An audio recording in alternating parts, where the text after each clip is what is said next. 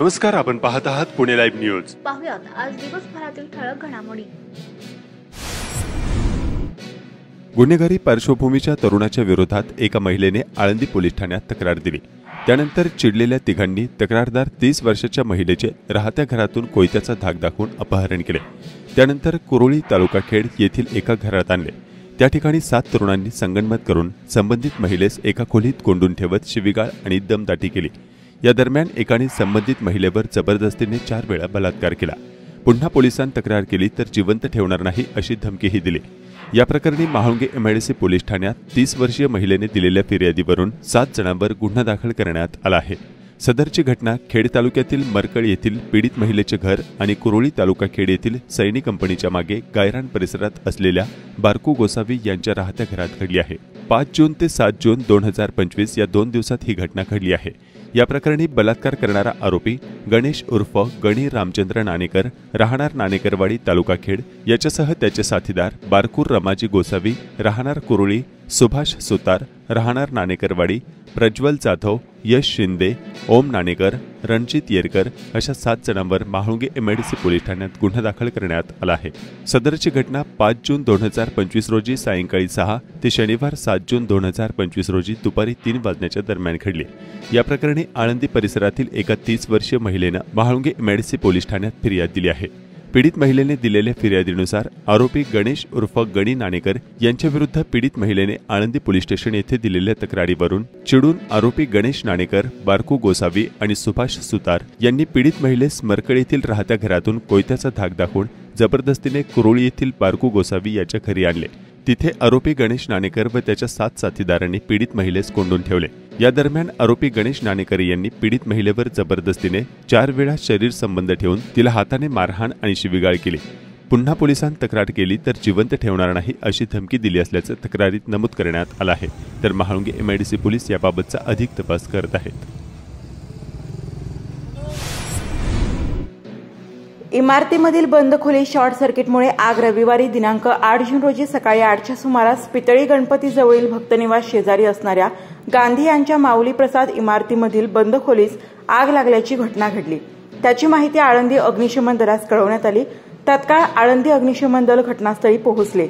सदर आग short circuit झाल्यामुळे लागल्याचे सांगण्यात आले। तत्काळ खोलीचा विद्युत पुरवठा बंद करून ती आग विझवण्यात आली। खोलीमधील सर्व साहित्य, पुस्तके, ग्रंथ, जीवनावश्यक साहित्य आगीत जळून खाक झाले। यामध्ये कोणतीही जीवितहानी झाली नाही। खेड तालुक्याच्या पश्चिम भागात पावसाने विश्रांती घेतली असून शेतकरी बांधवांनी पारंपरिक पद्धतीने बैलांच्या सहाय्याने भुईमुग पिकाच्या पेरणीच्या कामांना प्रारंभ केलाय। यावर्षी पावसाने मे महिन्यातच दमदार हजेरी लावल्याने शेतकरी बांधवांनी शेतीची मशागत करून पेरणीच्या कामांना सुरुवात केली आहे। वाशेरे तालुका खेड भागात शेतकरी शेती कामात व्यस्त असल्याचे चित्र पाहायला मिळत आहे। खेड तालुक्याच्या पश्चिम भागातील पहिल्याच पावसात रस्त्यांची वाट लागली असून या भागातील रस्त्यांनी प्रवास करताना नागरिकांचे प्रचंड हाल होत आहे। कडूस शेंडेवाडी फाटा ते कारामळी रस्त्यावर पाणी साचून मोठमोठे खड्डे पडले आहेत। गारगोटवाडी गावाजवळून जाणाऱ्या रस्त्याचा भराव वाहून गेलाय।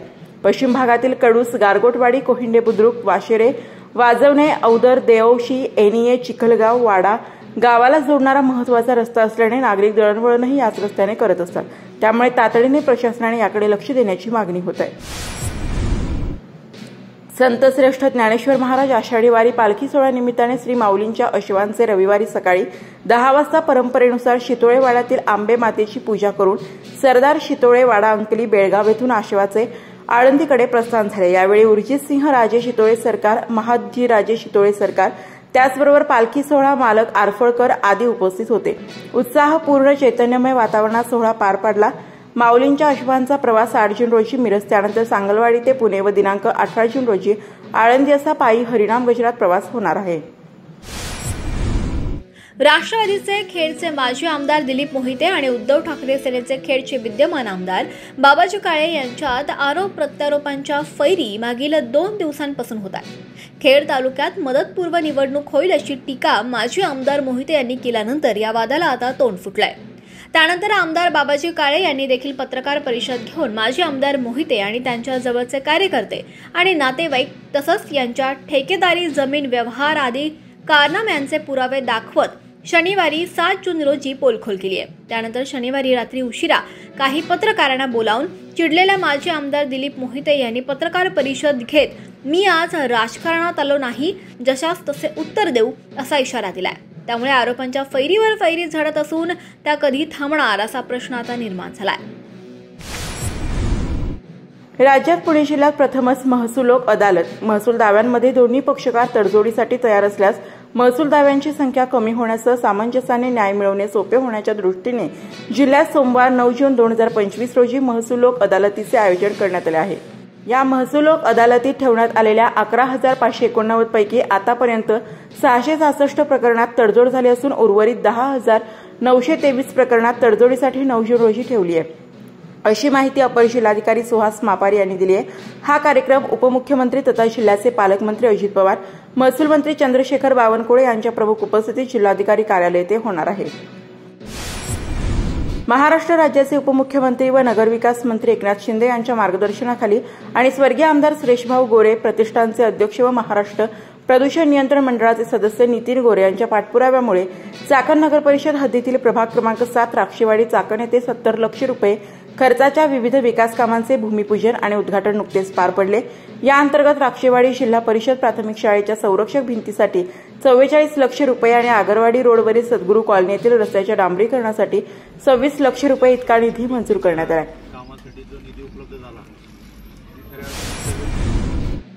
वाकी खुर्द ते रोहकल फाटा आणि भाम फाटा ते वाकी खुर्द दोन्ही बाजूंना दररोज अशी मोठी वाहतूक कोंडी होत असल्याचे चित्र पाहायला मिळत आहे।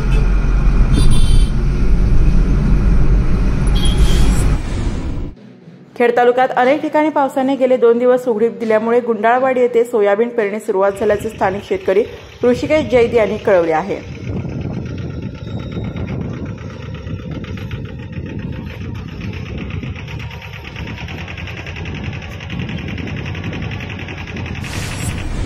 चास गुंजवठा टोके वस्ती गेले 15 दिवसापूर्वी झालेल्या मुसळधार पावसामध्ये लाईटचा पोल पडलेला असून प्रशासन दखल घेत नसल्याचे स्थानिकांनी याबाबतचे व्हिडिओ पाठवून कळवले आहे।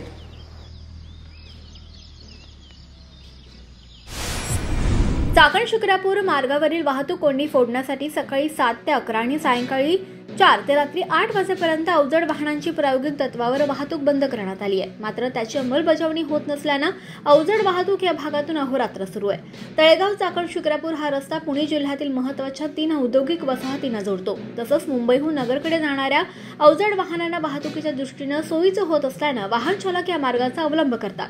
अवजड वाहनांची या रस्त्याने मोठी वाहतूक असते। घोषणांच्या पुढे न सरकलेला हा रस्ता मागील अनेक वर्षांपासून आहे त्या स्थितीत आहे। मात्र पुढील काळात समृद्धी महामार्ग पूर्ण होत असल्याने मराठवाडा, नगर, संभाजीनगर या भागात येणारी आणि जाणारी अवजड वाहतूक आता त्या मार्गे जाणार असल्याने तळेगाव चाकण शिक्रापूर रस्त्यावरील अवजड वाहतूक आता कमी होणार आहे।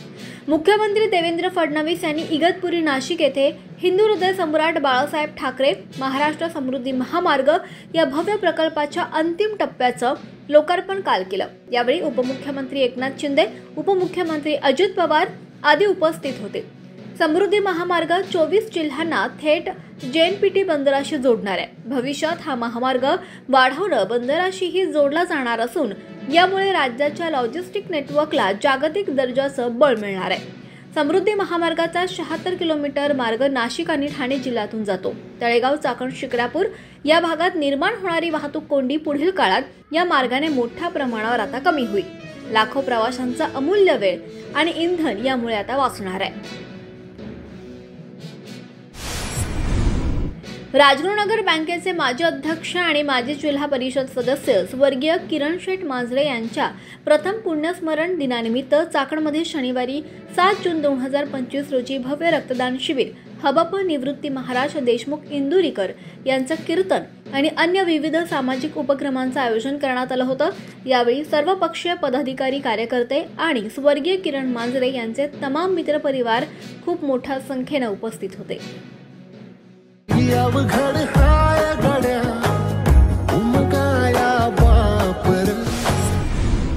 खेड तालुक्याचे सुपुत्र दत्तात्रय लांगी उपायुक्त विभागीय आयुक्त कार्यालय पुणे यांना शासनाने सह आयुक्त म्हणून पदोन्नती देऊन सांगली येथे नियुक्त केलंय। दत्तात्रय लांगे गेली 29 वर्ष नगरविकास विभागांमध्ये सेवा बजावत असून मुख्याधिकारी ते सहआयुक्त पदापर्यंत त्यांचा प्रवास झाला. त्यांनी राज्यांमध्ये विविध ठिकाणी त्यांच्या कार्याची छाप सोडलेली आहे. लोकाभिमुख काम करणारा अधिकारी म्हणून ते खेड तालुक्यातील पश्चिम पट्ट्यातील जनतेत परिचित आहेत.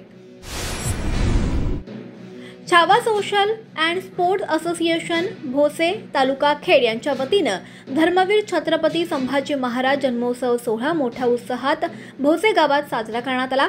यावेळी मिरवणूक, महाप्रसाद अशा विविध कार्यक्रमांचं आयोजन करण्यात आलं होतं. तरुण खूप मोठ्या संख्येनं यामध्ये सहभागी झाले होते. मोक्ष दे बलिदान अघोरी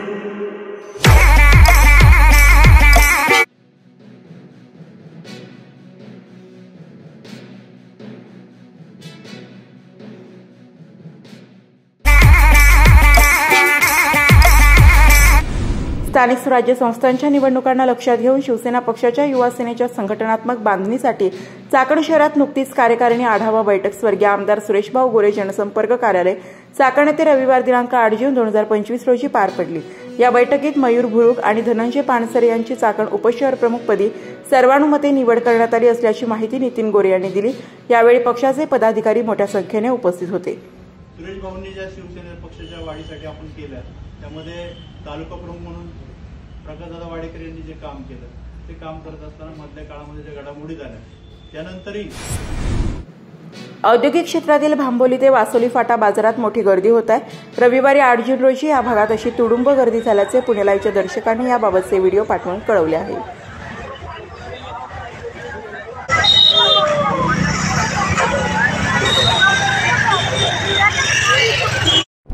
नमस्कार, आपण पाहत आहात पुणे लाईव्ह न्यूज.